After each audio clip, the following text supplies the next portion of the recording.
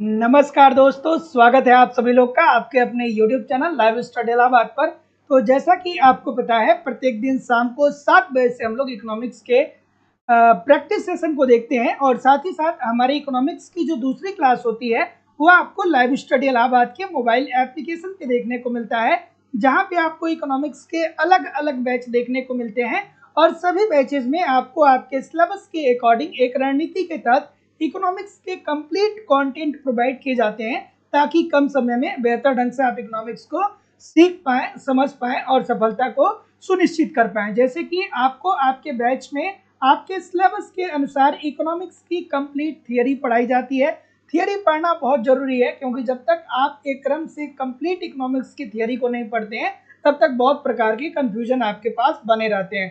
तो सिंपल सटीक साधारण भाषा में मेरे द्वारा ही आपको वहाँ पे क्लास दिया जाता है। इसकी लाइव क्लास होती है। अगर आप लाइव क्लास में नहीं जुड़ते हैं तो बाद में आपको रिकॉर्डेड क्लास भी मिल जाता है।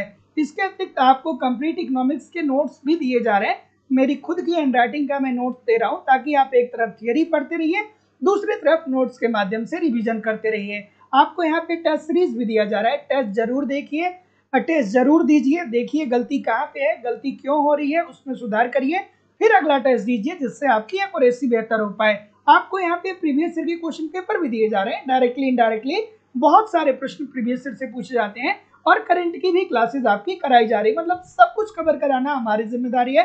लाइफ टाइम की वैलिडिटी के साथ आपको कोर्स मिल रहा है। अगर ईमानदारी से इन सभी कंटेंट को आप एप्लीकेशन पे फॉलो कर रहे हैं, यूट्यूब पे प्रैक्टिस कर रहे हैं, तो आप खुद सोचिए कि इतने सारे माध्यम से आप तैयारी करेंगे, यूट्यूब पे प्रैक्टिस करेंगे, तो प्रश्न कहाँ से बनेंगे? सब कुछ आपका यहीं से कवर हो जाएगा। बहुत ही कम समय में आप इकोनॉमिक्स को सीख सकते हैं, समझ सकते हैं और सफलता को सुनिश्चित कर सकते हैं। बात करें कोर्स की, तो लाइफ टाइम की वैलिडिटी के साथ एडमिशन फीस केवल और केवल 2000 रुपये है। तो जो लोग भी कोर्स परचेज करना चाहते हैं वो डिस्क्रिप्शन बॉक्स में जा सकते हैं। वहाँ पे आपको लाइव स्टडी इलाहाबाद के मोबाइल एप्लीकेशन का लिंक मिल जाएगा। एप्लीकेशन को डाउनलोड कर लीजिए। आप जिस भी एग्जाम की तैयारी करना चाहते हैं उसका कोर्स वहाँ पे अवेलेबल होगा। आप वहाँ से डायरेक्ट कोर्स को परचेज कर सकते हैं और डायरेक्ट कोर्स परचेज करने के बाद उसका स्क्रीनशॉट, ये जो ऊपर नंबर आ रहा है या जो नीचे नंबर आ रहा है, इस नंबर पे आप मुझे उसका स्क्रीनशॉट जरूर सेंड कर दीजिएगा। आपको इकोनॉमिक्स के सभी बैच मिल जाएंगे। उत्तर प्रदेश में टीजीटी, उत्तर प्रदेश में TGT, GIC, lecturer, LT grade. Bihar में आपको टीआरई का बैच मिल जाएगा। बिहार में आपको सेट और बेट का बैच मिल जाएगा। मध्य प्रदेश में वर्ग 1, मध्य प्रदेश में वर्ग 2, मध्य प्रदेश में वर्ग 3, मध्य प्रदेश में सेट का बैच आपको मिल जाएगा। सारे अलग अलग बैच है। उत्तराखंड में आपको लेक्चरर का बैच मिलेगा। उत्तराखंड में एलटी ग्रेड का बैच अवेलेबल है। यूजीसी नेट, छत्तीसगढ़ में सेट, झारखंड में टीजीटी, झारखंड में पीजीटी, डी भी, अलग अलग राज्यों में असिस्टेंट प्रोफेसर, एनबीएस, केबीएस और अन्य परीक्षाओं के भी बैच उपलब्ध हैं। So good evening everybody. अब हम लोग मूव करते हैं अपने सेशन की तरफ और आज के सेशन का पहला प्रश्न आप लोगों के सामने ये रहा कि उपभोग के मनोवैज्ञानिक नियम का संबंध किससे है। अर्थात प्रश्न में ये पूछा जा रहा है कि उपभोग का मनोवैज्ञानिक नियम किसने दिया था। उपभोग का मनोवैज्ञानिक नियम किसने दिया था? तो देखिए, इजी सी बात है। उपभोग का जो मनोवैज्ञानिक नियम दिया गया था वो किन्स के द्वारा दिया गया था। किसके द्वारा दिया गया था? किन्स के द्वारा। और ये नियम क्या बताता है? ये नियम ये बताता है कि जैसे जैसे एक व्यक्ति की आय में वृद्धि होती है, तो जितनी तेजी से लोगों की आय में वृद्धि होती है उतनी तेजी से उपभोग नहीं बढ़ता है। अर्थात जब लोगों की आय में वृद्धि होती है तो आय में वृद्धि होती है, इसके कारण उपभोग तो बढ़ता है, लेकिन जितनी तेजी से आय में वृद्धि होती है उतनी तेजी से वो अपने उपभोग को नहीं बढ़ा पाते हैं। ठीक है, उतनी तेजी से वो अपने उपभोग व्यय को नहीं बढ़ाते हैं। जैसे मैं अगर जो आपसे आसान भाषा में कहूँ तो जैसे मुकेश अंबानी है, तो मुकेश अंबानी क्या है, दिन भर का हजारों करोड़ रुपए कमाते हैं। ठीक है, लेकिन क्या वो कितना उपभोग करते होंगे? वो भी तो रोटी, चावल, दाल, सब्जी यही सब तो खाते होंगे ना। तो किन साहब यही कहते हैं कि जब लोगों की आय तेजी से बढ़ती है तो आय बढ़ने के कारण लोग उपभोग को तो बढ़ाते हैं, लेकिन जितनी तेजी से आय बढ़ती है उतनी तेजी से उपभोग पर व्यय नहीं बढ़ता है। सो ऑप्शन नंबर जितने लोग भी ए बोल रहे हैं सभी लोग का उत्तर ठीक हो जाएगा। फिर उन्होंने यहीं पे क्या कहा था कि delta Y is equal to क्या होता है?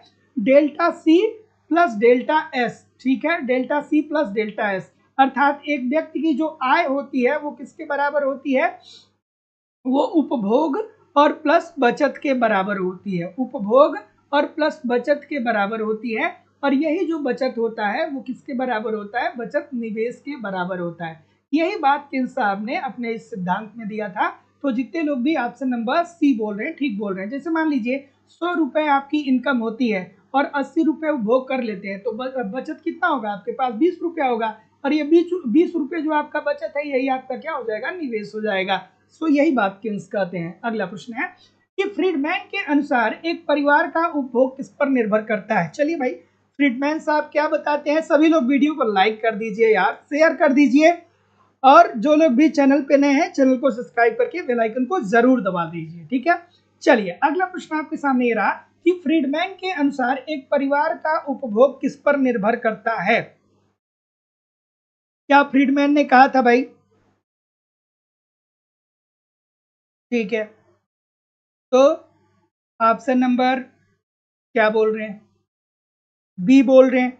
तो जितने लोग भी बी बोल रहे हैं सभी लोग का उत्तर यहाँ पे एब्सोल्युटली ठीक है। फ्रीडमैन ने क्या कहा था, फ्रीडमैन ने अस्थाई आय परिकल्पना दी थी, फ्रीडमैन ने अस्थाई आय परिकल्पना दिया था।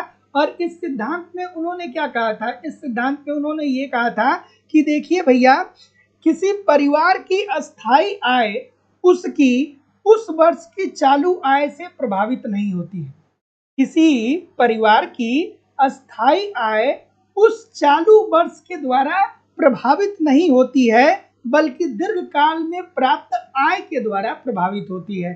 तो जितने लोग भी बी बोल रहे हैं सभी लोग का उत्तर ठीक है। जैसे मान लीजिए हम आप कहें कि आपकी आय क्या है, तो आय का मतलब ये नहीं कि जो एक साल में आपने अर्जित किया है, पूरे दीर्घकाल में जो आपने आय अर्जित किया होगा उसको ये अस्थाई आय मानते हैं। So option number B according to the question this is the right answer होगा। अगला प्रश्न है कि निम्नलिखित में से कौन सा एक कथन किन्स के उपभोग फलन के लिए सत्य है। किन्स का जो उपभोग फलन है उसके लिए कौन सा स्टेटमेंट यहाँ पे सही है आपको बताना है, बताइए भाई।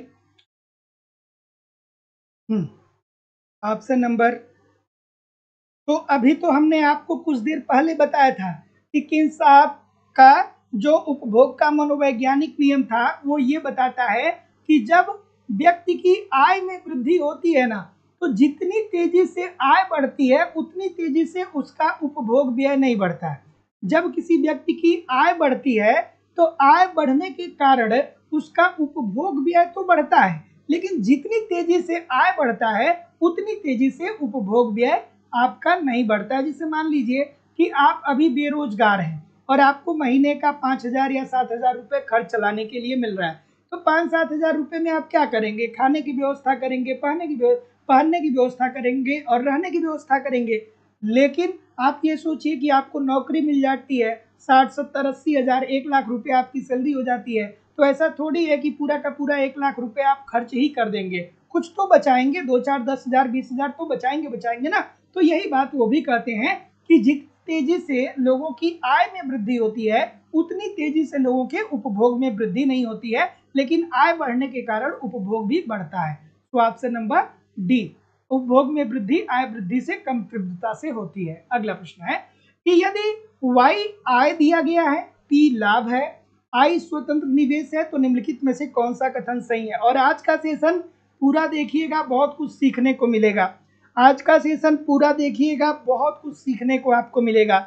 इस प्रश्न का उत्तर करिए कि यदि y आय है, p लाभ है अर्थात प्रॉफिट है, और I स्वतंत्र निवेश है, तो निम्नलिखित में से कौन सा संबंध सही है। कौन सा संबंध सही होगा भाई, बताइए कौन सा संबंध सही होगा। ठीक है, तो अब यहाँ पे क्या उत्तर आ रहा है, ठीक है, ठीक है, ये आपकी इनकम है, आय है, ये आपका लाभ है, और ये आपका स्वतंत्र निवेश है। तो निम्नलिखित में से कौन सा सही होगा। तो देखिए आपको पता होना चाहिए कि स्वतंत्र निवेश या स्वायत्त निवेश क्या होता है। स्वतंत्र निवेश या स्वायत्त निवेश का मतलब क्या होता है। तो स्वतंत्र निवेश या स्वायत्त निवेश वह निवेश होता है जिसके ऊपर स्वतंत्र निवेश या स्वतंत्र विनियोग भी इसे बोलते हैं, स्वायत्त विनियोग भी इसे बोलते हैं। तो स्वायत्त विनियोग वह विनियोग होता है जिसके ऊपर आय के स्तर का कोई प्रभाव नहीं पड़ता है। जैसे मैं आपसे ये कहूं कि क्या बोल रहे हैं, ठीक है, तो जितने लोग भी ऑप्शन नंबर क्या बोल रहे हैं, डी बोल रहे हैं, उपरोक्त में से कोई नहीं, सभी लोग का उत्तर ठीक हो जाएगा। देखिए, स्वायत्त निवेश का मतलब ये होता है कि भैया एक होता है, अब फिर वही बात होगी कि दो बातें आपको समझनी होगी। एक होता है प्रेरित निवेश, एक क्या होता है, एक होता है प्रेरित निवेश और दूसरा होता है स्वायत्त निवेश। ठीक है, तो प्रेरित निवेश में ये होता है कि जब आप किसी वस्तु का उत्पादन करते हैं तो उस वस्तु की मांग अर्थव्यवस्था में होती है। जब मांग होती है तो बहुत ज़्यादा आप लाभ कमाते हैं, और जब आप लाभ कमाते हैं तो आप और प्रेरित होते हैं वस्तुओं को उत्पादित करने के लिए और लाभ कमाने के लिए। तो इस प्रकार से जब आप निवेश करेंगे तो उसे प्रेरित निवेश कहा जाएगा, मतलब आप प्रेरित होकर निवेश को बढ़ा रहे हैं। और स्वायत्त निवेश का मतलब हो रहा है कि डजेंट मैटर कि आपको लाभ हो रहा है कि हानि हो रहा है। जैसे मान लीजिए कि आप कोई एक उद्यमी हैं, आप किसी चीज का उत्पादन कर रहे हैं, तो श्रमिक को रखे हैं तो उसे मजदूरी आपको देना होगा। कच्चा माल आप खरीदे हैं तो उसके लिए आपको भुगतान करना पड़ेगा, है ना। अब आपका नुकसान हो रहा है कि आपको फायदा हो रहा है, ये श्रमिक मतलब मजदूर नहीं देखेगा, मजदूर तो भाई आपको सेवा दे रहा है तो वो तो आपसे मजदूरी लेगा ही लेगा। तो स्वतंत्र निवेश क्या होता है, ये सबसे अलग होता है। Option number D. अगला, कि एक अर्थव्यवस्था में दीर्घकालीन समग्र उपभोग फलन क्या बताता है। एक अर्थव्यवस्था में दीर्घकालीन उपभोग फलन कहलाता है, क्या कहलाता है भाई।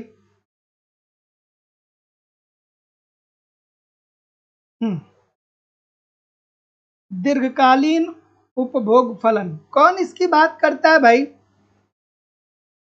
दीर्घकालीन समग्र उपभोग फलन की बात कौन सा अर्थशास्त्री करता है, सभी लोग कमेंट करके बताइए, सभी लोग कमेंट करके बताइए। जेम्स टोबिन और स्मिथ साहब करते हैं, जेम्स टोबिन और स्मिथ साहब। इन लोगों ने क्या कहा था, इन लोगों ने ये कहा था कि एक अर्थव्यवस्था में दीर्घकालीन उपभोग फलन आय और उपभोग में अनुपातिक संबंध बताता है।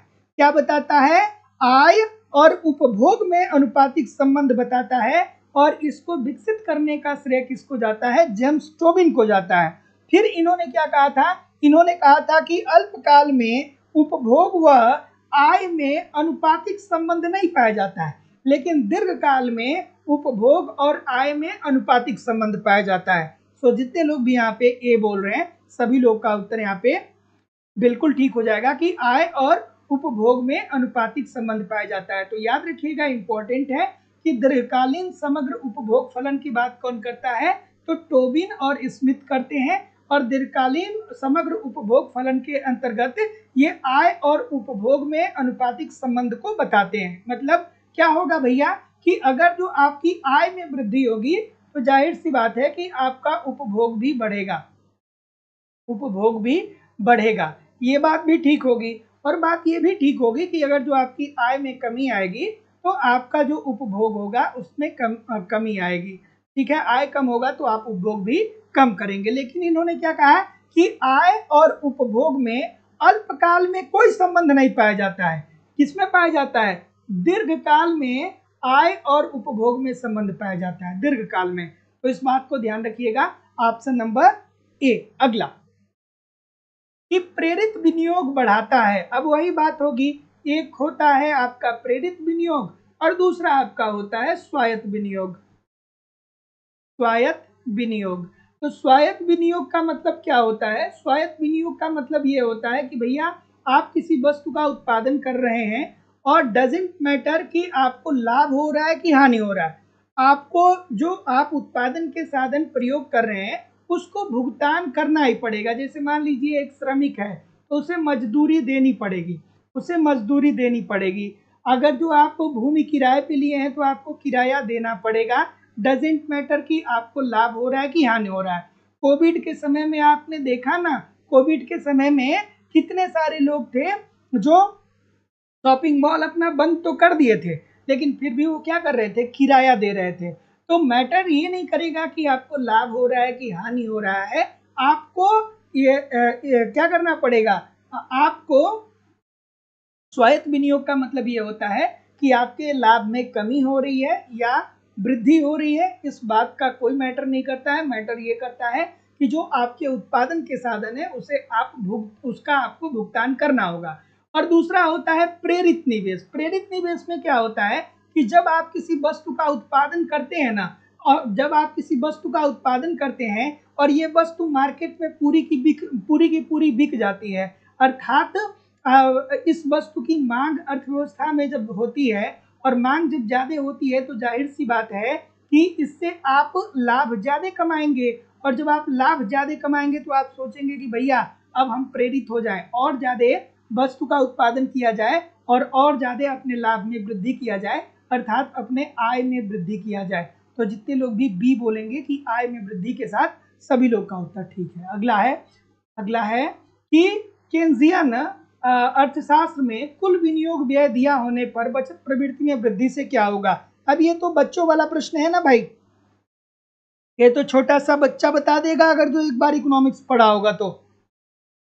क्या उत्तर आ रहा है? सभी लोग लाइक शेयर करते रहा करिए। पूनम गुप्ता जी, अर्चना श्रीवास्तव जी, नौसाद अली जी, ममता शर्मा जी, कुमारी सुंदरी जी, राजन सिंह जी, ललिता जी, प्रियांशु जी, नीलम सिंह जी, नरेंद्र कुमार जी, भगवंती जी, सभी लोग वीडियो को लाइक शेयर कर दिया करिए।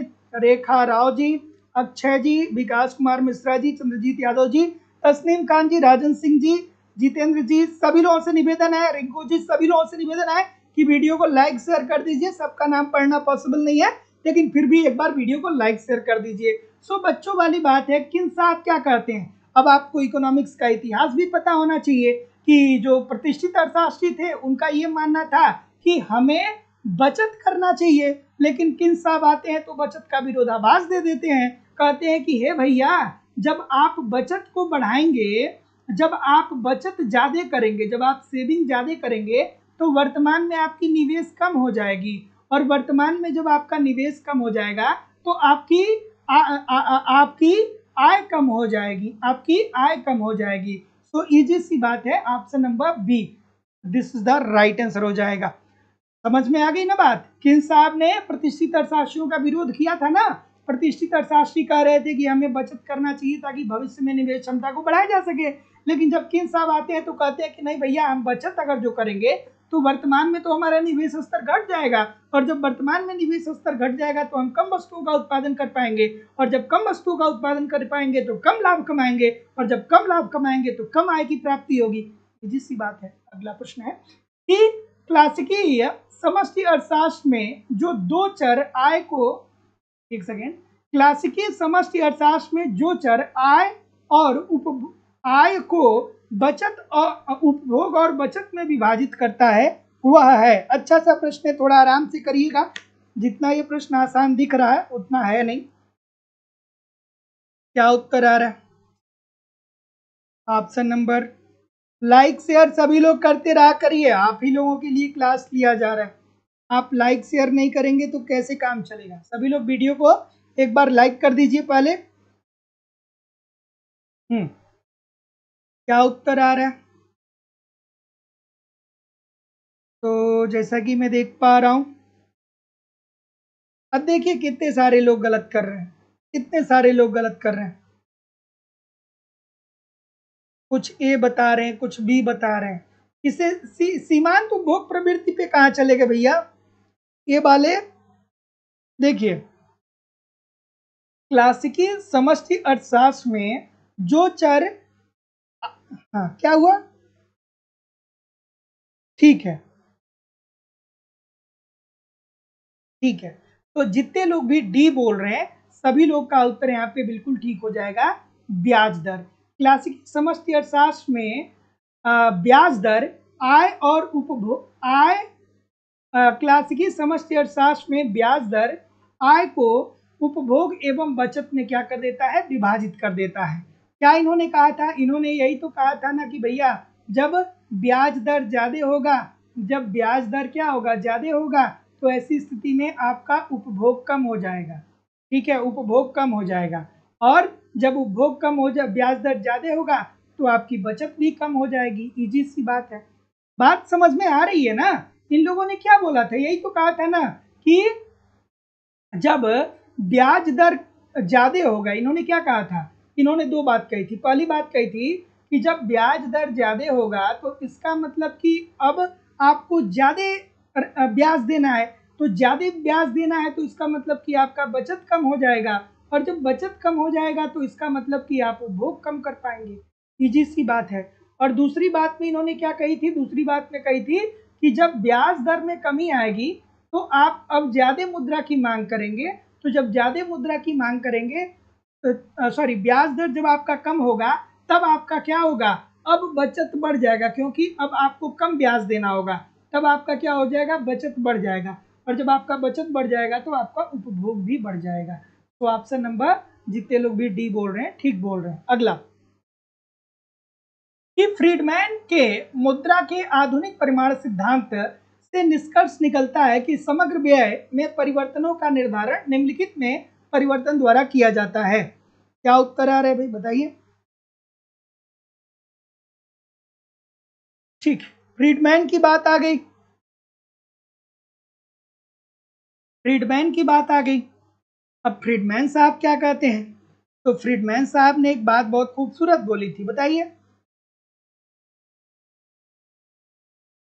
ठीक है, तो फ्रीडमैन ने ये कहा था कि देखिए, अगर जो अर्थव्यवस्था में मुद्रा की पूर्ति बढ़ेगी, अगर जो अर्थव्यवस्था में मुद्रा की पूर्ति में वृद्धि होती है, तो इसके कारण क्या होगा? मुद्रा की पूर्ति में वृद्धि होती है तो कीमत स्तर में भी समान रूप से वृद्धि होगी। जितनी तेजी से मुद्रा पूर्ति में वृद्धि हो रही है, समान स्तर में क्या होगा? कीमत स्तर बढ़ेगा। कीमत स्तर, समान स्तर में क्या होगा? कीमत स्तर बढ़ेगा, और मुद्रा का मूल्य क्या हो जाएगा? विपरीत अनुपात में बढ़ेगा। मुद्रा का मूल्य क्या हो जाएगा? विपरीत होगा। मुद्रा का मूल्य इसके विपरीत हो जाएगा। अब देखिए, अगर जो आपने फिशर का पढ़ा होगा मुद्रा परिमाण सिद्धांत, तो फिशर ने क्या कहा? फिशर ने M V is equal to PT दिया। उसमें उन्होंने क्या कहा? कहा कि अगर जो अर्थव्यवस्था में मुद्रा की पूर्ति में वृद्धि हो रही है, तो मुद्रा की पूर्ति में वृद्धि हो रही है तो इसके कारण कीमत स्तर में 2 गुने की वृद्धि आ जाएगी। फिशर ने बोला था, और मुद्रा की जो वैल्यू होगी, मुद्रा का जो मूल्य होगा वो आधा हो जाएगा। लेकिन इन्होंने क्या कहा था? इन्होंने थोड़ी सी बात अलग की थी। इन्होंने कहा था कि जब मुद्रा की पूर्ति अर्थव्यवस्था में बढ़ेगी, तो जितनी तेजी से मुद्रा की पूर्ति बढ़ रही है, उसी अनुपात में अर्थव्यवस्था में कीमत का स्तर भी बढ़ेगा, और कीमत का स्तर बढ़ेगा तो मुद्रा की वैल्यू कम होगी, मुद्रा का मूल्य कम होगा। और फिशर ने क्या बोला था? फिशर ने बोला था कि मुद्रा की पूर्ति बढ़ने से कीमत स्तर 2 गुना हो जाता है और मुद्रा का मूल्य आधा हो जाता है। बाद में चल करके इनकी इसीलिए आलोचना भी कर दी गई थी। तो ऑप्शन नंबर क्या हो जाएगा? जितने लोग भी ए बोल रहे हैं, मुद्रा की पूर्ति, सभी लोगों का उत्तर यहाँ पे एब्सोल्युटली ठीक है। अब बहुत सारे लोग को नहीं समझ में आता है कि मुद्रा की पूर्ति में वृद्धि हो जाएगी तो उससे कीमत स्तर कैसे बढ़ जाएगा और मुद्रा का मूल्य कैसे घट जाएगा। तो आप याद करिए, 2014 में मोदी जी ने कहा था कि हम सबको 15-15 लाख रुपया देंगे। तो सपोज करिए कि हम लोग 140 करोड़ हैं और सबको हमारी सरकार 15-15 लाख रुपए दे दे, तो जब सबके पास 15 लाख रुपए आ जाएगा तो आप रख के उस 15 लाख रुपए को देखेंगे थोड़ी, कुछ खर्च करेंगे ना। आप कार खरीदेंगे, आप एसी खरीदेंगे, आप फ्रिज खरीदेंगे, आप कूलर खरीदेंगे, आप वॉशिंग मशीन खरीदेंगे, कपड़ा खरीदेंगे। इसका मतलब कि मुद्रा की पूर्ति जब बढ़ेगी अर्थव्यवस्था में, तो लोग वस्तुओं की मांग को बढ़ा देंगे, और जब वस्तुओं की मांग को लोग बढ़ा देंगे तो मांग तो कोई भी बढ़ा सकता है, लेकिन क्या उत्पादन कोई कर सकता है? आप और हम बहुत सारी विदेशी वस्तुओं का इस्तेमाल करते हैं, लेकिन क्या हम क्या किसी एक वस्तु का उत्पादन करते हैं? नहीं करते ना। तो जब मांग बढ़ जाएगा और मुद्रा उस वस्तु की पूर्ति अर्थव्यवस्था में कम होगी, तो जाहिर सी बात है कि उस वस्तु की कीमत में वृद्धि आ जाएगी, और जब कीमत बढ़ेगा तो मुद्रा का मूल्य गिर जाएगा। अब आप कहेंगे सर जी, कीमत बढ़ेगा तो मुद्रा का मूल्य कैसे गिर जाएगा? तो जैसे मैं आपको बताता हूँ कि 2023 में अगर जो आपके पास 140 रुपए था, तो आप 2 किलो दाल खरीद सकते थे, क्योंकि दाल की कीमत 70 रुपया पर केजी थी। वहीं 2025 की अगर जो हम बात करें तो कीमतों में वृद्धि हुई ना, दाल की कीमतों में वृद्धि हुई ना, तो अभी भी अगर जो आपके पास 140 रुपए है तो अब 140 रुपए किलो दाल है, तो अब आप 1 ही केजी दाल खरीद पाएंगे। अर्थात 2023 में 140 रुपए से आप 2 किलो दाल खरीद पा रहे थे, लेकिन 2025 में 140 रुपए से केवल और केवल 1 किलो दाल खरीद पा रहे हैं। इसका मतलब क्या हुआ कि मुद्रा की वैल्यू गिर गई है। अगला प्रश्न है कि नगद शेष उपागम के अनुसार मुद्रा की मांग की लोच कैसी होती है। सभी लोग वीडियो को लाइक शेयर कर दीजिए। इतने सारे लोग क्लास देख रहे हैं, फिर भी लाइक और शेयर की संख्या बहुत कम है। नीलम सिंह जी, रितु जी, नौशाद अली जी, अरुण दत्ती जी, दिलीप जी, सभी लोग एक बार वीडियो को लाइक शेयर कर दीजिए। सबका नाम पढ़ना पॉसिबल नहीं है, लेकिन सभी लोग एक बार वीडियो को लाइक शेयर करके चैनल को सब्सक्राइब कर दीजिए। रोज आप लोगों की क्लास होती है शाम को 7:10 पे मैं आ जाता हूँ, ठीक है। अब देखिए, अगर जो इस प्रश्न की हम बात करें तो नगद शेष उपागम, इस सिद्धांत को किसने विकसित किया था? कमेंट करके आप अगर जो बताएं तो मुझे बहुत अच्छा लगेगा। नगद शेष उपागम की बात कौन करता है? ठीक है, ठीक है,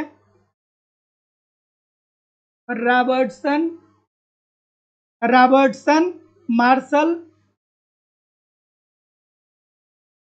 पीगू, इन अर्थशास्त्रियों ने इसको क्या किया? विकसित किया, इस सिद्धांत को विकसित किया।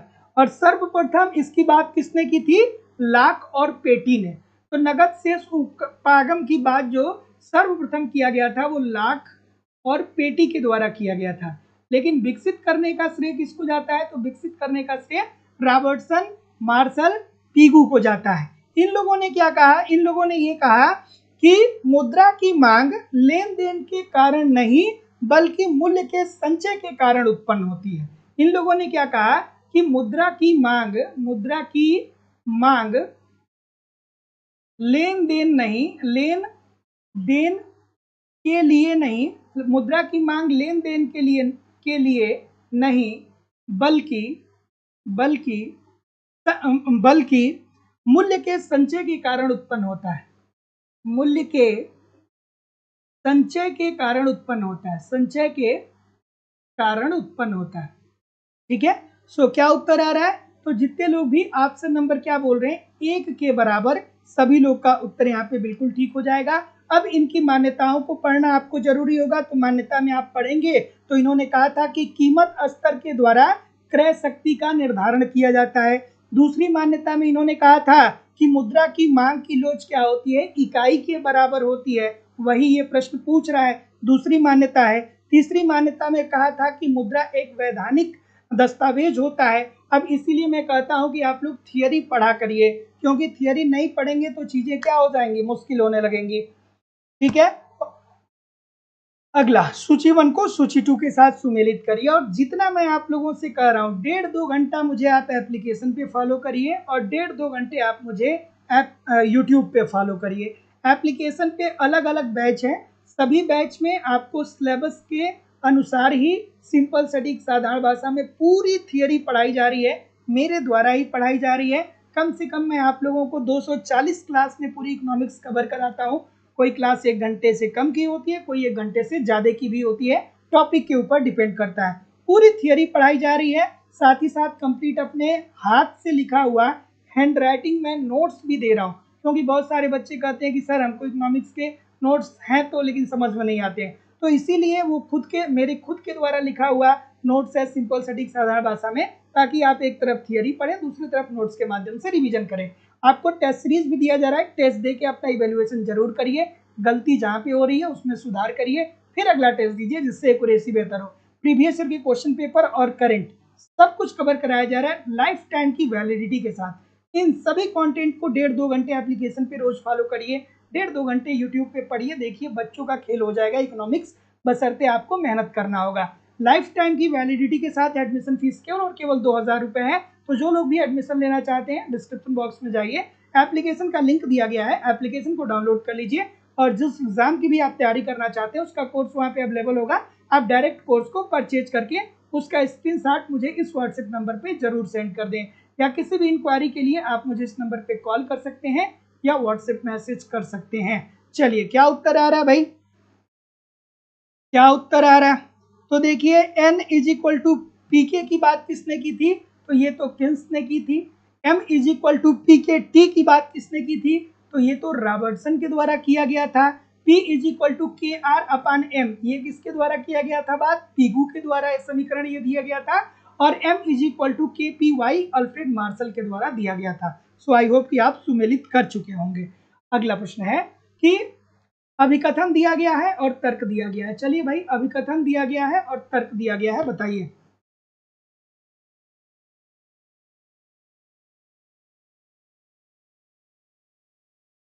क्या उत्तर आ रहा है, अभिकथन और तर्क? क्या उत्तर आ रहा है, बताइए भाई।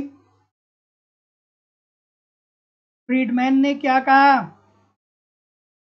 फ्रीडमैन मुद्रा को एक विलासिता की वस्तु मानता है। बिल्कुल ठीक है, फ्रीडमैन की थियरी को आप पढ़ेंगे तो फ्रीडमैन ने ये बात कही थी कि देखिए भैया, मुद्रा एक विलासिता की वस्तु है।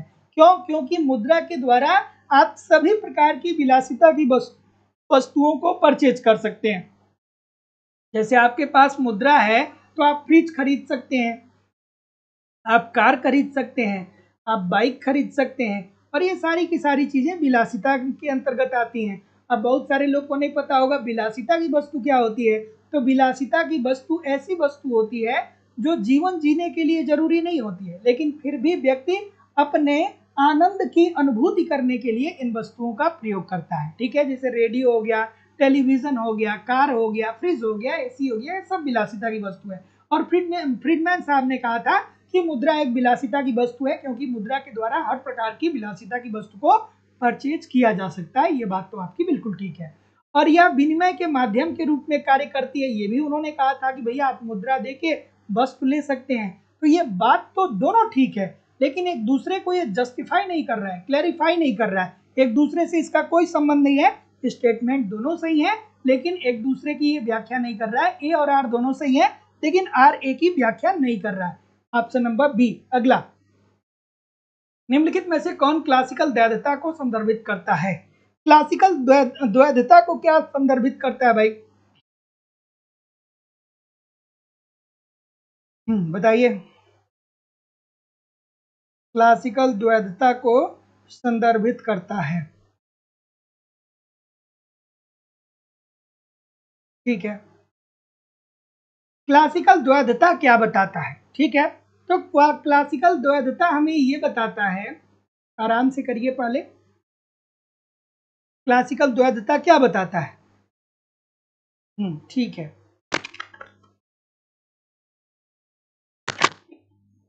क्लासिकल द्वैधता क्या बताता है? तो क्लासिकल द्वैधता क्या बताता है, बताइए।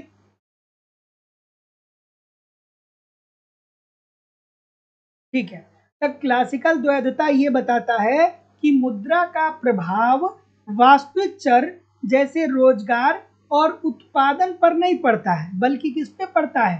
कीमत स्तर पे पड़ता है। तो ऑप्शन नंबर बी, जितने लोग भी बोल रहे हैं सभी लोग का उत्तर ठीक हो जाएगा कि मुद्रा का प्रवाह वास्तविक चरों जैसे रोजगार और उत्पादन पे नहीं, बल्कि कीमत स्तर पे पड़ता है। Option number B. अगला, कुछ ए कर रहे हैं, ये क्यों कर रहे हैं भाई? अगला है कि निम्नलिखित में से किस अर्थशास्त्री ने मुद्रा हेतु लेन देन की मांग को प्रभावित करने के लिए ब्याज दर का कारण माना है? बताइए भैया, क्या उत्तर आ रहा है? ऑप्शन नंबर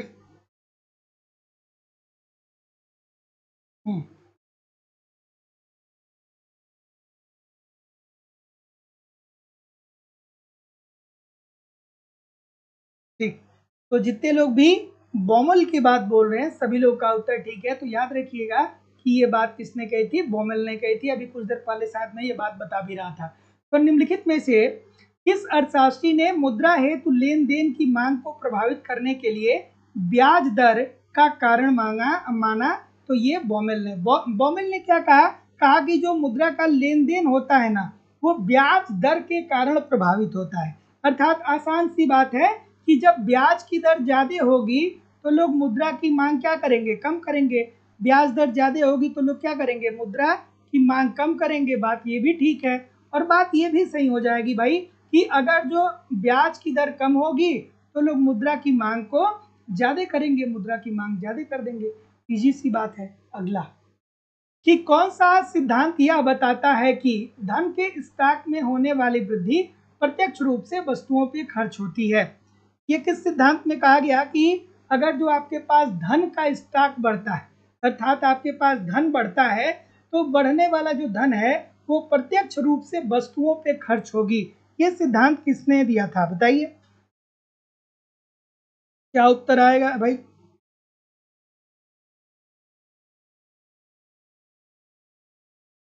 ठीक है, तो देखिए इस सिद्धांत में ये कहाँ पे कहा गया था, धन की मात्रा के सिद्धांत में कहा गया। और धन की मात्रा का सिद्धांत ये कहता है कि अगर जो अर्थव्यवस्था में मुद्रा की पूर्ति ज्यादा होगी, अगर अर्थव्यवस्था में मुद्रा की पूर्ति ज्यादा होगी तो ऐसी स्थिति में उस अर्थव्यवस्था में मुद्रा का मूल्य कम होगा। मुद्रा का मूल्य क्या हो जाएगा, कम हो जाएगा। पहली बात ये ठीक होगी।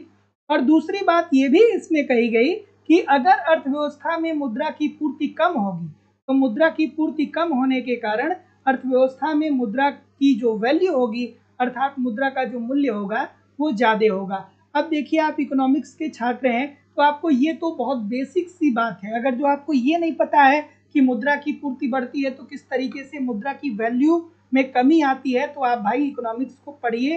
क्योंकि जब अगर जो आपको ये नहीं आ रहा है तो इसका मतलब कि आपको मुद्रा कुछ नहीं आता है, क्योंकि ये बेसिक सी बात है, ये इनबिल्ड होता है।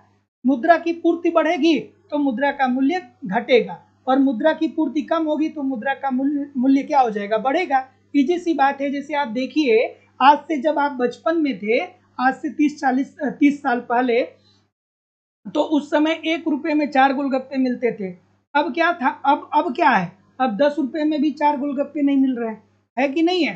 क्या हो रहा है कि जब मुद्रा की पूर्ति बढ़ रही है तो मुद्रा की वैल्यू गिर रही है ना। आज से 20-30 साल पहले अर्थव्यवस्था में इतना ज्यादा मुद्रा की मात्रा नहीं थी। लोग छप्पर में रहते थे, खपड़ैल में रहते थे। लेकिन अब तो जिसको देखिए वही क्या कर रहा है, पक्के मकान बनवा के रह रहा है। और होना भी चाहिए, यही तो बताता है कि अब धीरे धीरे हमारा अर्थव्यवस्था विकास कर रहा है। तो ऑप्शन नंबर ए। अगला कि प्रसिद्ध समीकरण m is equal to P K Y में के निम्नलिखित में से किसके लिए है, क्या उत्तर आएगा भाई? m is equal to P K Y में के किसके लिए है? और पूरा सेशन को पढ़िए, पूरा मेहनत करिए। आधा अधूरा मेहनत से जिंदगी में सफलता हासिल नहीं हो पाएगा, क्योंकि बहुत सारे ऐसे छात्र हैं जो पागल होके पढ़ रहे हैं है ना। और उन्हीं से आपको कंपटीशन में क्या करना है, फाइट करना है। तो भैया मेहनत आप करेंगे तभी तो उनसे फाइट कर पाएंगे, नहीं तो आधा अधूरा पढ़ने का मतलब क्या है। पूरा सेशन पढ़िए, सेशन जब पढ़ के खत्म कर देंगे ना तो एक आपको अद्भुत खुशी मिलेगी, लगेगा कि यार आज बहुत कुछ सीखे। क्या उत्तर आ रहा है? तो इजी सी बात है, सी बोल रहे हैं। तो जितने लोग भी सी बोल रहे हैं, ये किसका समीकरण है, m is equal to P K Y. ये किसका समीकरण है, ये मार्शल का समीकरण है। ये किसका समीकरण है, ये मार्शल का समीकरण है। किसका समीकरण है, ये मार्शल का समीकरण है। और ये कहाँ पे उन्होंने दिया था, जो कैश बैलेंस अप्रोच दिया था उसी में इन्होंने ये बताया था, जहाँ पे क्या कहा था कि P जो है वो मूल्य स्तर है। P क्या है, मूल्य स्तर। उसके बाद M को उन्होंने क्या, Y को क्या माना था, वास्तविक आय, वास्तविक आय, ठीक है। और K को क्या माना था, जनता द्वारा लेन देन, जनता लेन देन, ठीक है।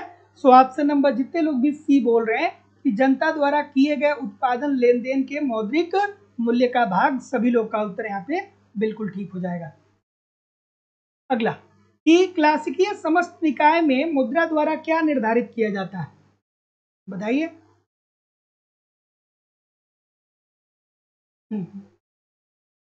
क्लासिकीय समस्त निकाय में मुद्रा द्वारा क्या निर्धारित किया जाता है। और देखिए जब आपको सफलता मिलने वाला रहेगा ना तो आपको पता होने लगेगा। ऐसा नहीं होगा कि कोई जादू नहीं होगा आपकी जिंदगी में, जिंदगी कोई सरप्राइज नहीं देगी आपको। जब आप पढ़ते जाएंगे तो धीरे धीरे धीरे धीरे आपके अंदर आत्मविश्वास आता चला जाएगा, कॉन्फिडेंस आता चला जाएगा। और जब आप एग्जामिनेशन हॉल में बैठेंगे और पेपर हल करेंगे ना, उस समय आप जब मैक्सिमम प्रश्नों को सही करेंगे तो आपको लग जाएगा कि आपका सिलेक्शन हो जाएगा। बहुत सारे लोगों को लगता है कि जादू हो जाएगा, जादू नहीं होगा, जादू नहीं होगा, है ना। जादू कुछ नहीं होगा, जिंदगी सरप्राइज भी नहीं देगी। जितना मेहनत करेंगे उतना परिणाम मिलेगा। तो खूब मेहनत करिए, खूब मेहनत करिए। क्यों खूब मेहनत करना है? क्योंकि यार जिंदगी का सवाल है ना, एक बार नौकरी मिल गई तो फिर पूरी जिंदगी आप ससम्मान तरीके से क्या कर सकते हैं कि जिंदगी जी सकते हैं। और एक खूबसूरत सा एटमॉस्फेयर मिलेगा जहाँ छोटे छोटे बच्चे होंगे, हजारों सैकड़ों बच्चों का जो भविष्य होगा वो आपके हाथ में होगा। और एक बार जब आप टीचिंग करने लगेंगे और टीचिंग में जुनून आ जाएगा ना, तो फिर आप बहुत मेहनती टीचर हो जाएंगे, शिक्षक हो जाएंगे या शिक्षिका हो जाएंगे, ठीक है ना। क्योंकि असली टीचर वही होता है जो क्या करे, हर एक स्टूडेंट को समझा दे, हर तरीके से उसको समझा दे, सबको खुश रखे, सबको मस्त रखे, सबको आगे बढ़ाए, है ना। क्या उत्तर आ रहा है बताइए। कि क्लासिकल समस्त निकाय में मुद्रा द्वारा क्या निर्धारित किया जाता है? तो अगर जो आपने क्लासिकल अर्थशास्त्रियों को पढ़ा होगा तो उन्होंने क्या कहा था भाई? डी बोल रहे हैं ना, बच्चों वाली बात है। ऑप्शन नंबर डी सभी लोग बोल ही रहे हैं। क्लासिकल समस्त निकाय में मुद्रा द्वारा क्या निर्धारित होता है? तो वस्तु की कीमतें। ऑप्शन नंबर डी, बहुत बार बताया हूं। अगला, कि परंपरागत समष्टि प्रणाली में मुद्रा निर्धारित करता है। परंपरागत समष्टि प्रणाली में मुद्रा क्या निर्धारित करता है? क्या होगा? और देखिए, टीचर सभी लोग नहीं बन सकते हैं। एक जो टीचर होता है ना, वो डीएम तक बना सकता है। टीचर क्या करता है? डीएम भी बनाता है, एसपी भी बनाता है, दुनिया का हर पोस्ट वही बनाता है। तो टीचिंग एक बहुत सम्मान सम्मान की नौकरी है और एक खूबसूरत सी नौकरी। चलिए, क्या उत्तर है भाई? ऑप्शन नंबर, सब सी बोल रहे हैं। जितने सी बोल रहे हैं सब के सब गलत है। जो क्लासिकल अर्थशास्त्री थे उन्होंने क्या कहा था? उन्होंने कहा था ना कि मुद्रा विनिमय का माध्यम है, विनिमय का माध्यम है। मुद्रा को उन्होंने क्या बताया था? विनिमय का माध्यम बताया था। अर्थात ऑप्शन नंबर डी, ए और बी में से कोई भी नहीं। ऑप्शन ऑप्शन नंबर डी जितने लोग भी बोल रहे हैं सभी लोग का उत्तर ठीक है। अगला, सूची 1 सूची 2 के साथ सुमेलित करिए। मुद्रा की मांग के संदर्भ में दिया गया है। सूची 1 को सूची 2 के साथ सुमेलित करिए। क्या उत्तर आ रहा है भाई?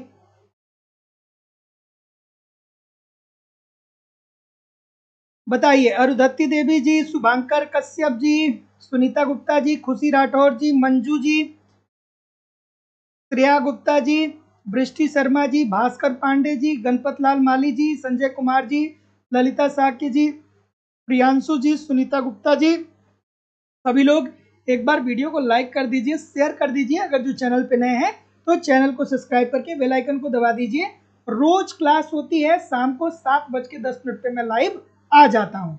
तो चैनल को सब्सक्राइब करके बेल आइकन को जरूर क्लिक कर लीजिए ताकि आपको नोटिफिकेशन मिलता रहे। तो चलिए, मुद्रा की मांग को स्थिर किसने माना था?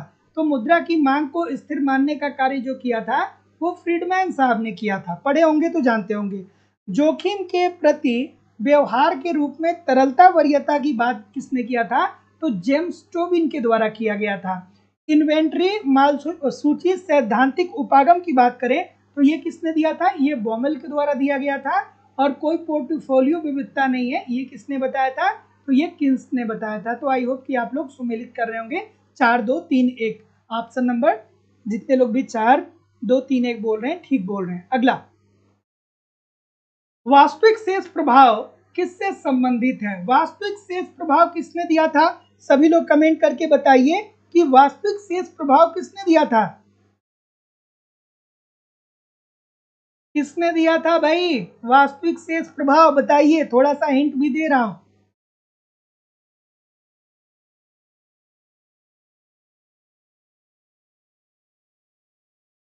पैटी, क्या नाम है इनका पूरा?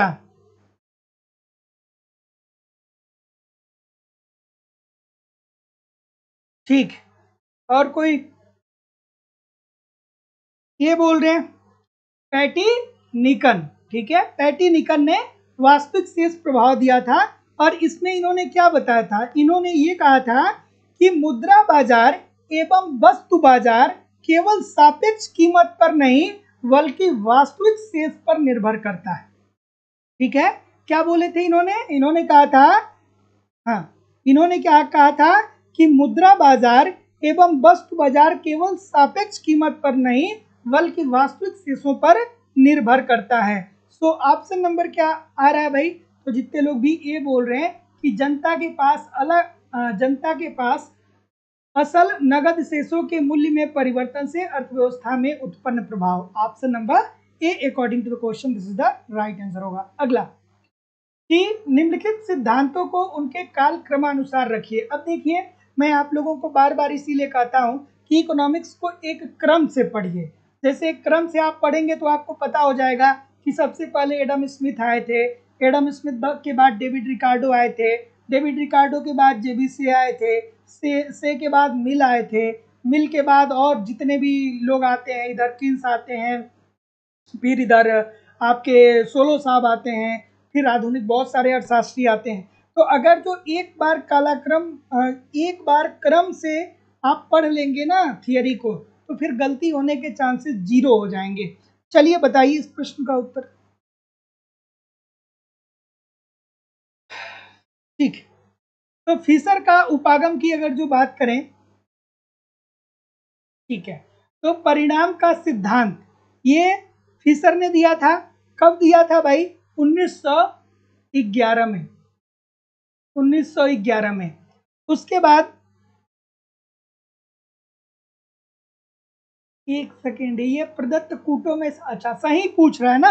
हाँ ठीक है, सही पूछ रहा है। पहले सुमेलित करिए, आप सुमेलित करिए। एक सेकेंड, गलती हो गया यहाँ पे। ये पता है, ये परिणाम सिद्धांत पूछ रहा है, परिणाम सिद्धांत का पुनर्कथन जो 16वीं शताब्दी में दिया गया था। जो कब दिया गया था? 16वीं शताब्दी में डेवन जेट्टी के द्वारा दिया गया था। डेवन जेट्टी के द्वारा दिया गया था, डेवन जेट्टी के द्वारा। आय सिद्धांत की बात करें तो ये कब दिया गया? 1956 में दिया गया। मुद्रा परिमाण सिद्धांत की बात करें,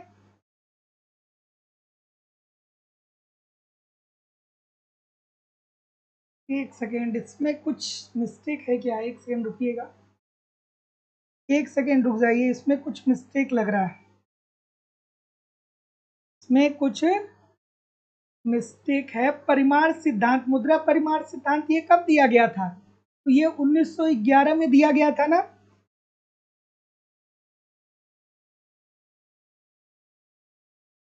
सॉरी सॉरी सॉरी सॉरी, मुद्रा परिमाण सिद्धांत कब दिया गया था? ये 1959 में दिया गया था। ठीक है, उसके बाद, उसके बाद आय सिद्धांत का कब दिया गया था? 56 में। ठीक है, उसके बाद परिणाम सिद्धांत की बात करें तो ये कब दिया गया था? ये 16वीं शताब्दी में डेवन जेट्टी ने दिया। कुछ इसमें मिसप्रिंट है क्या यार? इसमें कुछ मिसप्रिंट है क्या? अच्छा एक सेकेंड, इसी का संशोधित ये है ना? सॉरी है, ठीक है ठीक है ठीक है, मिसप्रिंट नहीं है। ठीक है, ये कब आता है? ये, ठीक है, ये जो 16वीं शताब्दी में आया था, ये 16वीं शताब्दी में जब आया था तो इसी को सुधारा गया था 1956 में। और नगद शेष उपागम कब आया था? ये नगद शेष उपागम आया था 1970 में। ठीक है, थोड़ा सा देख लीजिएगा, मुझे कुछ इसमें एरर लग रहा है, बाकी मैं चेक कर लूंगा। अगर जो कुछ एरर होगा तो कल मैं फिर कराऊंगा इस प्रश्न को, ठीक है। अगर कुछ एरर होगा तो इसमें मैं फिर कल कराऊंगा। Option number D. अगला, निम्नलिखित में से कौन स्फीति गतिरोध की विशेषता नहीं है? स्फीति गतिरोध की विशेषता कौन सी नहीं है? स्फीति गतिरोध की विशेषता कौन सी नहीं है? मैं फिर कराऊंगा, थोड़ा सा मैं उसको चेक करूंगा क्योंकि मुझे उसमें थोड़ा सा डाउट लग रहा है। क्या उत्तर आ रहा है भाई?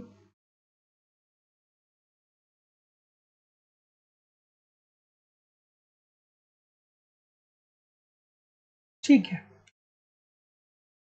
तो देखिए इजी सी बात है भाई। इस प्रश्न की अगर जो हम बात करें तो ये आसान सा प्रश्न है।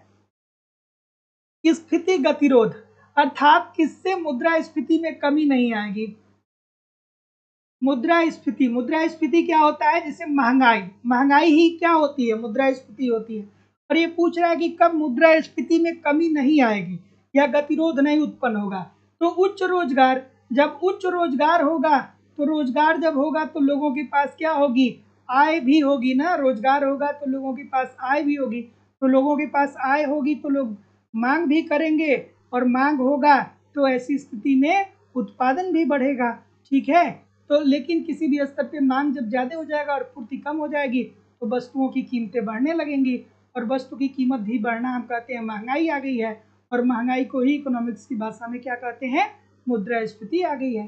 तो इजी सी बात है। अगला, कि यदि अर्थव्यवस्था में संभावित जीडीपी पर प्रचलित हो रही है तो मुद्रा आपूर्ति में बढ़ोतरी का परिणाम क्या होगा?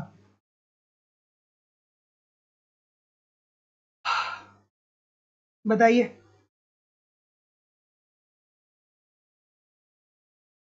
क्या उत्तर आ रहा है?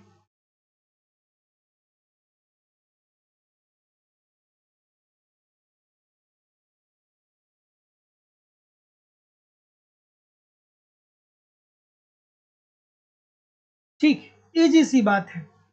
अब देखिए, आपकी अर्थव्यवस्था में ये बस ये कह रहा है कि यदि अर्थव्यवस्था में संभावित जीडीपी प्रचलित हो, इसका कोई बहुत ज्यादा मतलब नहीं है। लेकिन अब ये क्या कह रहा है कि मुद्रा की पूर्ति में बढ़ोतरी हो जाए। तो भैया मुद्रा की पूर्ति में बढ़ोतरी हो गई, मुद्रा पूर्ति अगर जो आपकी अर्थव्यवस्था में बढ़ गया, जैसे हम आपसे ये कहें कि 15-15 लाख रुपए सबको मिल गया, तो जब 15 लाख रुपए सबको मिल गया तो पैसा रख के आप पूजा थोड़ी करेंगे, उसका पैसा खर्च कर देंगे। तो ऐसी स्थिति में सभी लोग, पूरी अर्थव्यवस्था में लोग वस्तुओं की मांग को बढ़ा देंगे। तो वस्तु की मांग तो कोई भी बढ़ा सकता है, लेकिन उत्पादन कोई भी कर सकता है क्या? नहीं कर सकता है ना। तो जब वस्तुओं की मांग बढ़ जाएगी और वस्तु का उत्पादन अर्थात वस्तु की पूर्ति कम होगी, तो ऐसी स्थिति में वस्तु की कीमतों में वृद्धि हो जाएगी। कीमतों में वृद्धि हो जाएगी तो हम कहेंगे कि महंगाई आ गई है, और इस प्रकार से उत्पन्न महंगाई को हम क्या बोलते हैं? इस प्रकार से उत्पन्न महंगाई को मांग जन्य मुद्रास्फीति बोलते हैं। मांग जन्य मुद्रास्फीति बोलते हैं। तो याद रखिएगा कि मांग जन्य मुद्रास्फीति में क्या होता है कि जब किसी अर्थव्यवस्था में वस्तुओं की मांग बढ़ जाए और मांग के मुताबिक उत्पादन अर्थात पूर्ति न बढ़ पाए, तो उसके कारण वस्तु की कीमतों में वृद्धि आ जाएगी, और जब उसके कारण वस्तु की कीमत में वृद्धि आ जाएगी तो हम कहेंगे कि महंगाई आ गई है, और जब महंगाई आ जाती है तो उसे ही इकोनॉमिक्स की भाषा में मुद्रास्फीति कहा जाता है। तो ऑप्शन नंबर सी। अगला है कि किंसवादियों के अनुसार रेंगती हुई मुद्रास्फीति सहायक होती है? चलिए भैया, किंसवादियों के अनुसार रेंगती हुई मुद्रास्फीति सहायक होती है, क्या उत्तर आएगा भाई? ऑप्शन नंबर, ठीक है, जिसे क्रीपिंग इन्फ्लेशन भी बोला जाता है। क्या बोला जाता है? क्रीपिंग इन्फ्लेशन भी बोला जाता है। तो देखिए भैया, जो लोग किन्स को मानने वाले थे ना, उन लोगों का ये कहना था कि अर्थव्यवस्था में अगर जो 1% से लेकर के 3% तक महंगाई बढ़ रही है तो इसमें चिंता की बात नहीं है, ये अर्थव्यवस्था को समृद्धि की तरफ ले जाएगी। क्यों? क्योंकि ये बताता है, मुद्रा स्फीति बढ़ रहा है तो ये बताता है कि वस्तुओं की मांग में भी वृद्धि हो रही है और साथ ही साथ उत्पादन अर्थात पूर्ति में भी वृद्धि हो रहा है। और जब मांग व पूर्ति दोनों बढ़ता है अर्थव्यवस्था में, तो उससे क्या होगा, उससे क्या होगा कि देश आर्थिक विकास के पथ पे जाएगा, क्योंकि राष्ट्रीय आय में वृद्धि होगी जब उत्पादन बढ़ेगा। उत्पादन बढ़ेगा तो क्या होगा, अर्थव्यवस्था की राष्ट्रीय आय बढ़ेगी, और जब राष्ट्रीय आय बढ़ेगी तो वो देश क्या करेगा, आर्थिक विकास के पथ पे चला जाएगा, उस देश में आर्थिक विकास होने लगेगा। तो जितने लोग भी ऑप्शन नंबर क्या बोल रहे हैं, डी बोल रहे हैं, ए और बी दोनों सभी लोग का उत्तर ठीक है। बेरोजगारी को कम करने के लिए, वास्तविक उत्पादन को बढ़ाने के लिए। तो याद रखिएगा कि जो किन्स को मानने वाले अर्थशास्त्री थे उनका यही कहना था कि अर्थव्यवस्था में रेंगती हुई मुद्रास्फीति अगर जो है तो ये अर्थव्यवस्था के विकास में लाभदायक होगी। अर्थात अगर जो अर्थव्यवस्था में वस्तुओं की कीमत 1 से लेकर के 3% तक बढ़ रही है तो इसमें चिंता की कोई बात नहीं है। ये बस इतना बता रहा है कि अर्थव्यवस्था में मांग और पूर्ति दोनों बढ़ रहा है, और मांग व पूर्ति बढ़ेगा तो उत्पादन बढ़ेगा, उत्पादन बढ़ेगा तो देश की राष्ट्रीय आय बढ़ेगी, देश की राष्ट्रीय आय बढ़ेगी तो देश आर्थिक विकास के पथ पे अग्रसर हो जाएगा। अगला कि जब मौद्रिक सकल घरेलू उत्पाद 11,000 करोड़ है और वास्तविक सकल घरेलू उत्पाद 10,000 करोड़ है, तब सकल घरेलू औसत कारक क्या होगा। अब इसका फार्मूला आपको पता होना चाहिए कि सकल घरेलू उत्पाद औसत का फार्मूला क्या होता है। तो इसका जो फार्मूला होता है वो क्या होता है, तो इसका फार्मूला मैं आपको यहाँ पे लिख दे रहा हूँ। मौद्रिक सकल घरेलू उत्पाद, मौद्रिक सकल घरेलू उत्पाद अपान वास्तविक सकल घरेलू उत्पाद, वास्तविक सकल घरेलू उत्पाद इंटू 100, यही होता है ना। चलिए अब आप रख दीजिए, मौद्रिक सकल घरेलू उत्पाद कितना दिया गया है, ये दिया गया है 11,000 करोड़। अब इसमें पुट कर दीजिए 11,000 करोड़ अपान सकल घरेलू उत्पाद कितना दिया गया है, 10,000 करोड़, 10,000 करोड़ दिया गया है, इंटू क्या हो जाएगा 100 हो जाएगा, जीरो से जीरो कैंसिल आउट हो जाएगा, और जब आप इसको सॉल्व करेंगे तो 110 आपका उत्तर आ जाएगा। Option number D according to the question this is the right answer हो जाएगा। अब देखिए, आप इस प्रकार के सेशन अगर जो ज्वाइन करेंगे तो ये प्रश्न आपके पेपर में कई बार पूछे गए। इस प्रकार के सेशन के द्वारा ही ऐसे प्रश्नों को आप सॉल्व कर पाएंगे। एक बार प्रैक्टिस कर लेंगे फिर जिंदगी में कभी दोबारा ये प्रश्न भूलेगा नहीं, लेकिन आपको प्रैक्टिस करना होगा, निरंतर प्रैक्टिस करना होगा। अगला, कि किसने कहा कि मुद्रास्फीति अन्यायपूर्ण है और विस्फीति अहितकर है। इसे कई तरीके से पूछा जाता है आपके पेपर में कि किसने कहा था कि मुद्रास्फीति अन्यायपूर्ण है और विस्फीति अहितकर है, लेकिन बाद वाला सबसे ज्यादा खतरनाक है। तो देखिए, जब मुद्रास्फीति आती है ना तो अर्थव्यवस्था में वस्तुओं की कीमतों में वृद्धि होती है, लेकिन इसकी सबसे अच्छी बात होती है कि अर्थव्यवस्था में मांग भी बना रहता है और अर्थव्यवस्था में पूर्ति भी बढ़ता है, अर्थात उत्पादन भी बढ़ता है, लेकिन यहाँ पे बचत जो होता है वो बहुत कम हो जाता है। और विस्फीति में क्या होता है, ये होता है मंदी की स्थिति, मंदी की स्थिति, अर्थात यहाँ पे मंदी कब होगा, जब मांग और पूर्ति अपने न्यूनतम बिंदु पे होगा तो हम कहेंगे अर्थव्यवस्था मंदी में है, अर्थात कोई आर्थिक क्रिया नहीं हो रही है। तो अगर जो हम आपसे ये कहें कि आपको 1 लाख रुपए मैं दे रहा हूँ और पूरा का पूरा 1 लाख रुपए आपको महीने में खर्च कर देना है, और दूसरी तरफ मैं कहूँ कि मैं आपको 10 रुपया दे रहा हूँ और पूरा का पूरा आपको 10 रुपया महीने में खर्च करना है, तो आप क्या कहेंगे, कहेंगे कि सर जी हम मुद्रास्फीति में ही ठीक है, हमको 1 लाख दीजिए, हम खूब खर्चा करेंगे, बचत भले से हो चाहे ना हो। तो मंदी क्या है, मंदी की स्थिति में कोई नहीं जीना चाहेगा, लेकिन महंगाई की स्थिति में लोग जीना चाहेंगे, अर्थात मुद्रास्फीति समाज के लिए अन्यायपूर्ण है, लेकिन विस्फीति क्या है, अहितकर है।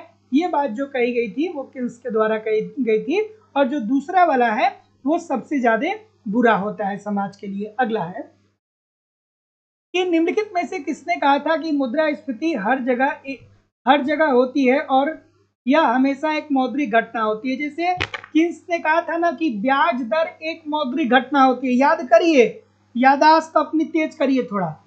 जैसे किन्स ने कहा था कि ब्याज दर एक मौद्रिक घटना होती है, अर्थात ब्याज दर केवल और केवल मुद्रा के कारणों से प्रभावित होता है, उसी तरीके से यहाँ कहा गया है कि मुद्रास्फीति हर जगह और हमेशा ही एक मौद्रिक घटना होता है। तो यहाँ पे मुद्रास्फीति की बात हो रही है।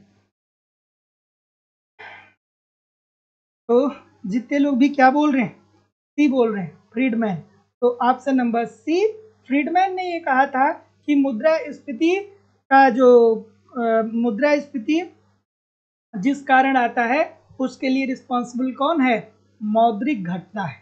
ठीक है, ऑप्शन नंबर सी। अगला प्रश्न कि वास्तविक जीडीपी और उसके प्रवृत्ति मूल्य के बीच अंतराल तथा वास्तविक बेरोजगारी दर और उसके संतुलन मूल्य के बीच जो अंतर है, इन दोनों के बीच ऋणात्मक संबंध पाया जाता है। ये क्या कहलाता है, सभी लोग कमेंट करके बताइए। और आप लोगों की इकोनॉमिक्स की जो दूसरी क्लास है वो लाइव स्टडी इलाहाबाद के मोबाइल एप्लीकेशन पे होती है। जो लोग भी अभी बैच नहीं ज्वाइन किए हैं, आप बैच ज्वाइन कर सकते हैं। आपको अलग अलग बैच मिलेंगे, अलग अलग बैच में आपको आपके सिलेबस के अनुसार कंप्लीट थियरी पढ़ाई जा रही है। थियरी बहुत ज़रूरी है पढ़ना, क्योंकि जब तक आप थियरी नहीं पढ़ेंगे तब तक बहुत प्रकार के ऐसे प्रश्न होंगे जिसमें आपको कोई क्लू ही नहीं मिलेगा। एक बार थियरी पढ़ लिए फिर आसान हो जाएगा चीज़ें। मेरे द्वारा ही एप्लीकेशन पे पढ़ाया जाता है, अलग अलग बैच है। सारे बैच में आपके सिलेबस के अनुसार कंप्लीट थियरी पढ़ाई जा रही है, कंप्लीट नोट्स दिए जा रहे हैं, टेस्ट सीरीज दिया जा रहा है, प्रीवियस ईयर की क्वेश्चन पेपर और करंट सब कुछ प्रोवाइड किया जा रहा है। जिस रणनीति से मैं आपको बता रहा हूँ उसी रणनीति से आप सारे कंटेंट को फॉलो करते रहिए, यूट्यूब पे प्रैक्टिस करते रहिए। कहाँ से प्रश्न बनेगा सब कुछ कवर हो जाएगा, बशर्ते आपको ईमानदारी से 1.5-2 घंटे एप्लीकेशन और 1.5-2 घंटे यूट्यूब पे मेहनत करना पड़ेगा। तो जो लोग भी एडमिशन लेना चाहते हैं, लाइफ टाइम की वैलिडिटी के साथ एडमिशन फीस केवल और केवल 2000 रुपये है। तो जो लोग भी एडमिशन लेना चाहते हैं डिस्क्रिप्शन बॉक्स में जाइए, लाइव स्टडी इलाहाबाद के मोबाइल एप्लीकेशन का लिंक दिया गया है, एप्लीकेशन को डाउनलोड कर लीजिए और जिस भी एग्जाम की आप तैयारी करना चाहते हैं उस एग्जाम का कोर्स वहाँ से आप डायरेक्ट परचेज कर सकते हैं। और कोर्स परचेज करने के बाद उसका स्क्रीनशॉट आप मुझे इस व्हाट्सएप नंबर पर जरूर सेंड कर दीजिएगा। किसी भी प्रकार की आपकी इंक्वायरी होगी तो इस नंबर पर आप मुझे कॉल कर सकते हैं या व्हाट्सएप मैसेज भी कर सकते हैं। अगर अलग से आपको नोट्स टेस्ट सीरीज चाहिए तो वो भी मिल जाएगा। क्या उत्तर आ रहा है भाई? तो ये बात तो ओकुन का नियम।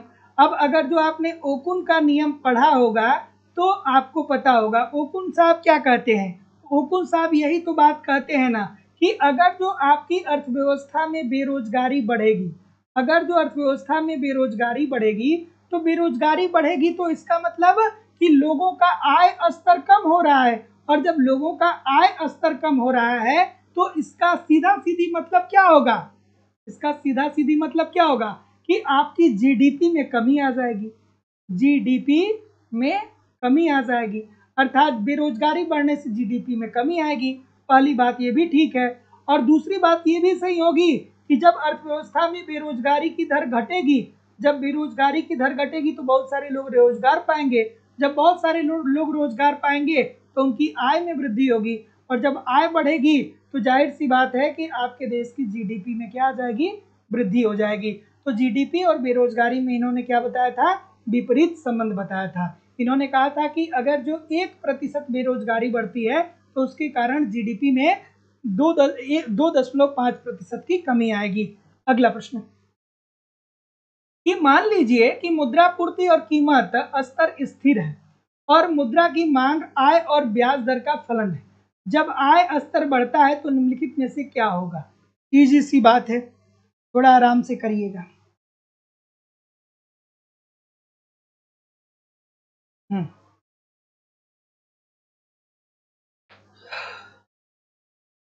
क्या उत्तर आ रहा है भाई?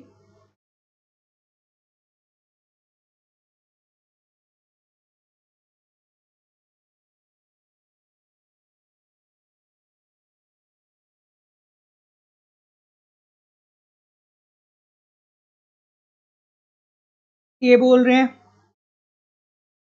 ठीक है, इजी सी बात है। देखिए,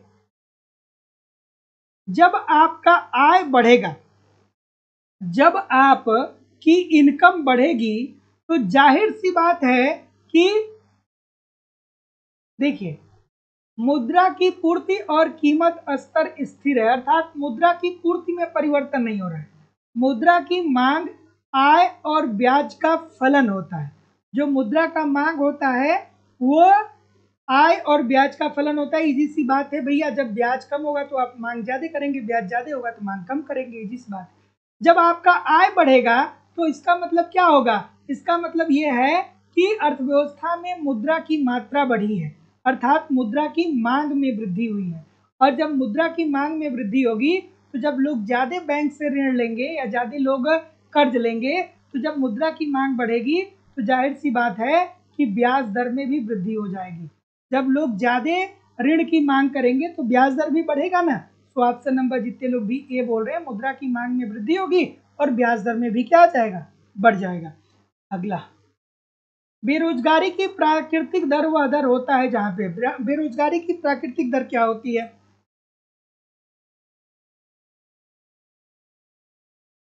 बेरोजगारी की प्राकृतिक दर, तो अब यहाँ पे फिर से आप अगर जो फिलिप्स आपको पढ़े होंगे तो जानते होंगे।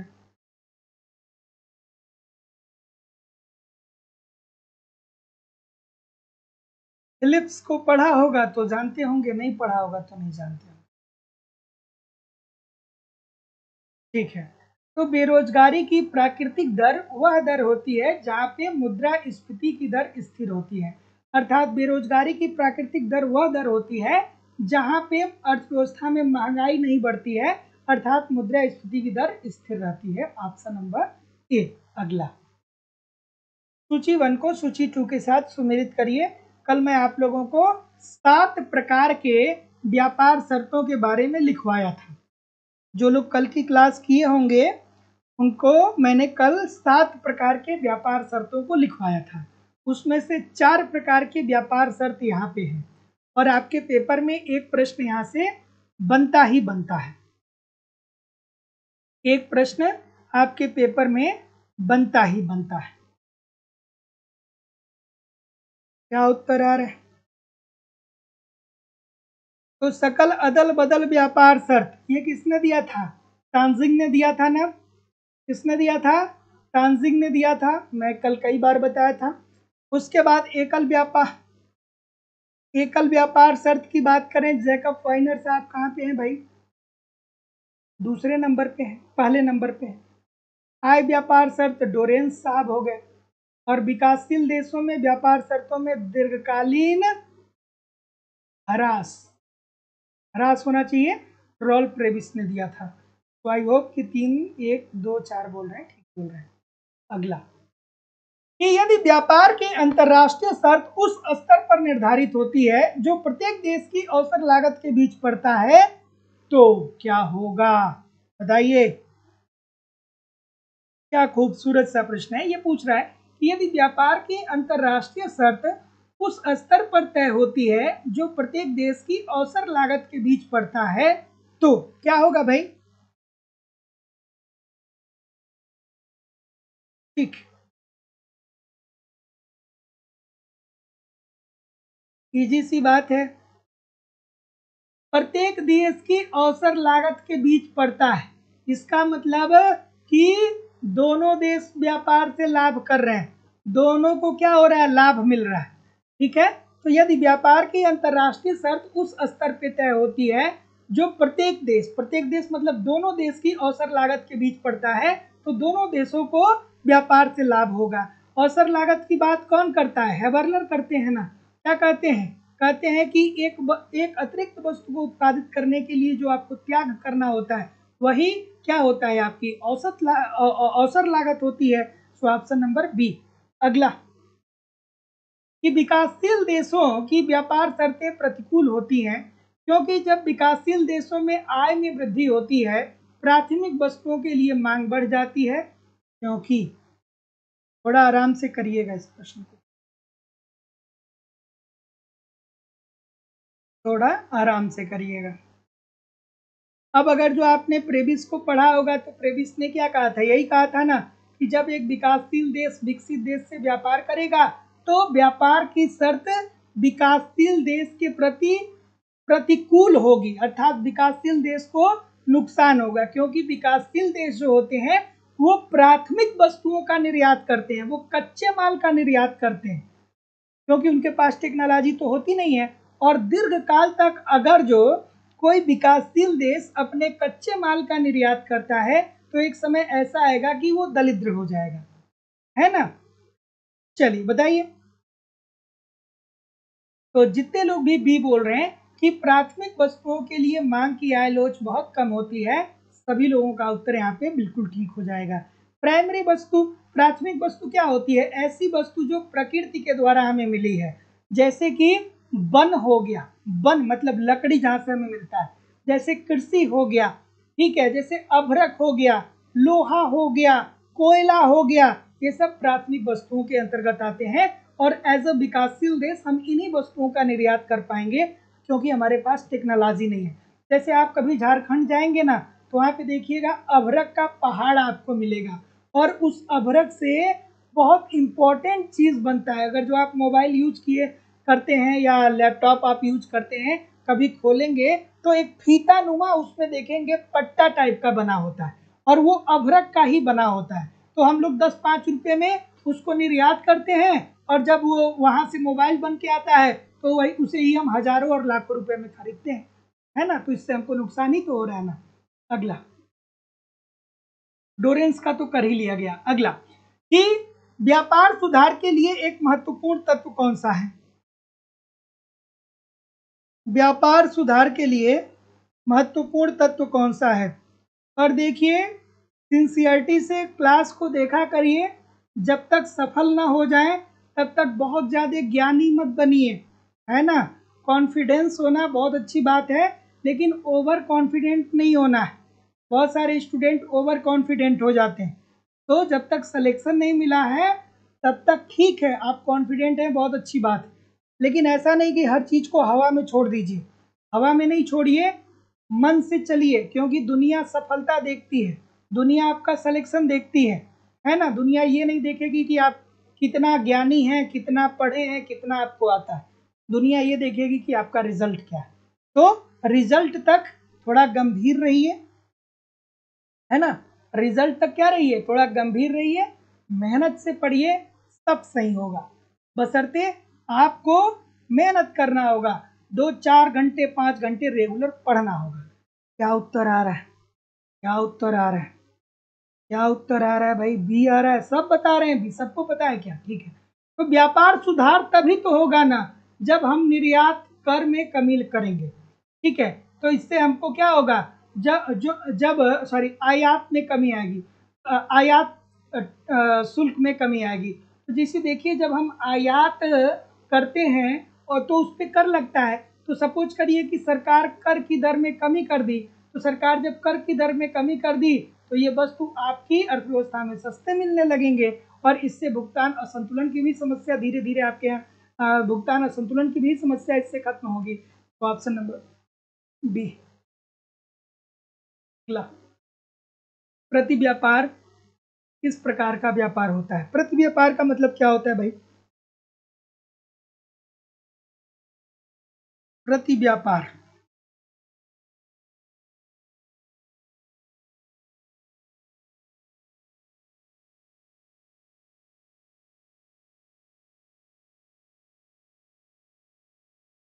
प्रति व्यापार क्या होता है?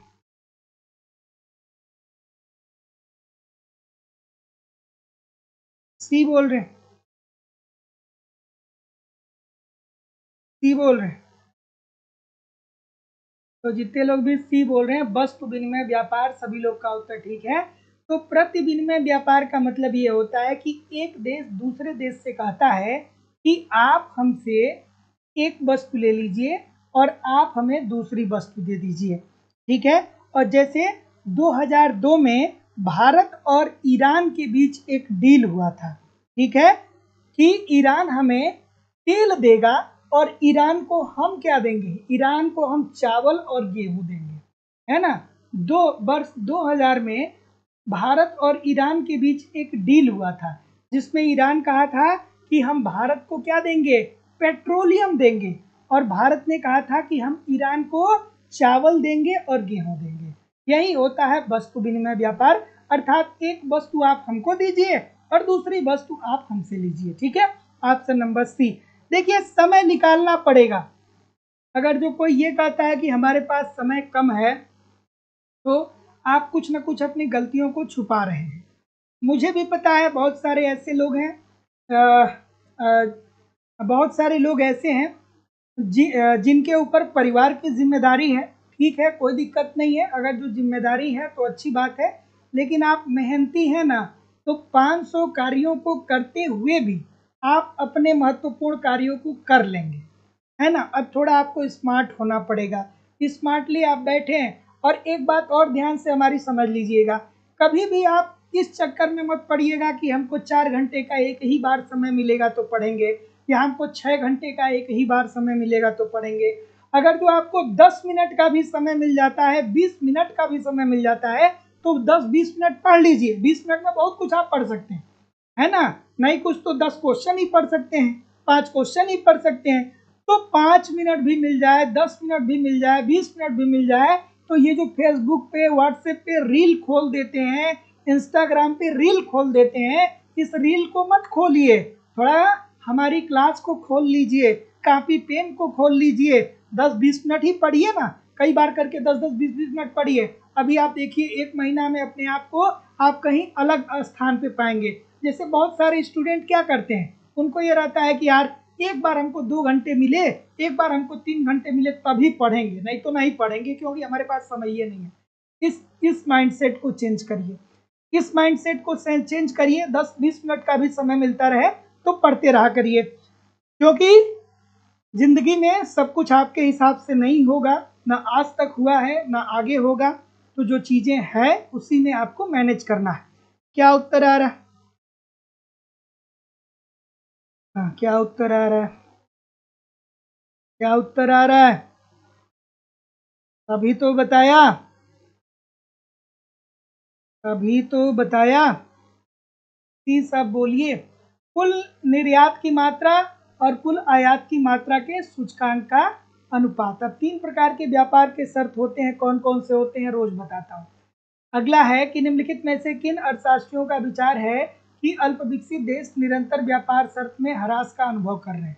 ठीक है, तो अब आपको याद होना चाहिए कि एक अर्थशास्त्री थे जिन्होंने कहा कि जब अल्प विकसित देश से व्यापार करता है,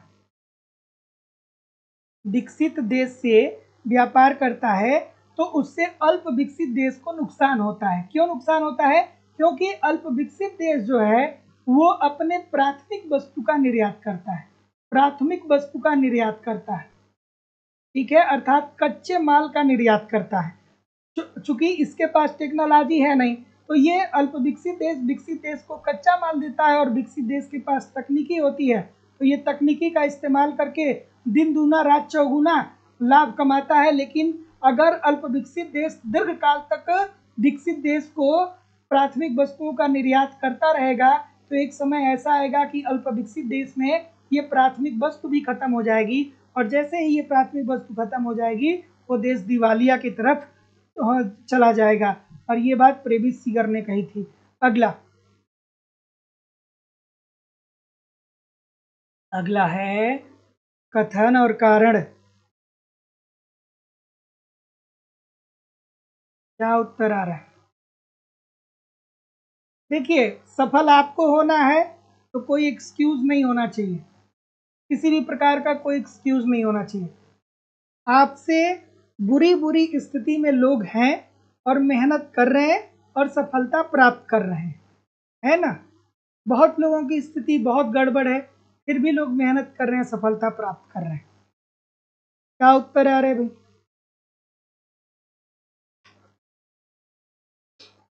हम्म।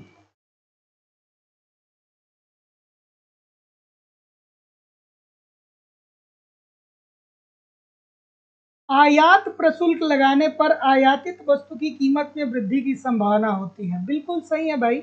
मान लीजिए कि चीन, जैसे ये भारत है, भारत चीन से किसी वस्तु का आयात कर रहा है, चीन से किसी वस्तु का आयात कर रहा है, तो भारत ने इसके ऊपर क्या कर दिया? प्रशुल्क लगा दिया, कर लगा दिया। तो जाहिर सी बात है कि जब कर लग गया, तो जो वस्तु चीन भारत को निर्यातित कर रहा है, अब ये वस्तु भारत में क्या हो जाएगी, महंगी हो जाएगी। सीधी सी बात, महंगी हो जाएगी।